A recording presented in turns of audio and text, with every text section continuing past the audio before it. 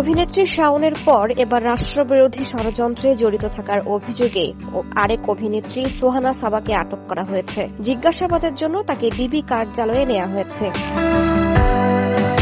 বৃহস্পতিবার দিবাগত রাত 12:30টার দিকে ধানমন্ডি থেকে তাকে আটক করা হয়। ঢাকা মহানগর পুলিশের মুখপাত্র তালেবুর রহমান এ তথ্য নিশ্চিত করেন। বলেন, অভিনেত্রী শাওনের পর সোহানা সাবা আমাদের নজরদারিতে ছিলেন। তাকে কিছু সময় আগে তাদের হেফাজতে নেওয়া হয়। তার বিরুদ্ধে দেশবিরোধী ষড়যন্ত্রের অভিযোগ রয়েছে।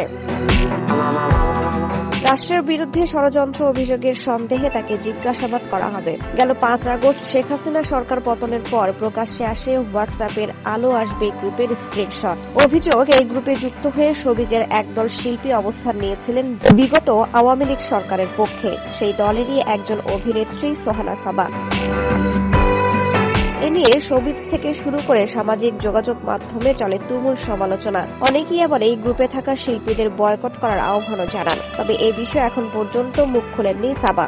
এর আগে একই অভিযোগে বৃহস্পতিবার সন্ধ্যায় অভিনেত্রী মেহের আফরোজ শাওনকেও আটক করে গোয়েন্দা পুলিশ।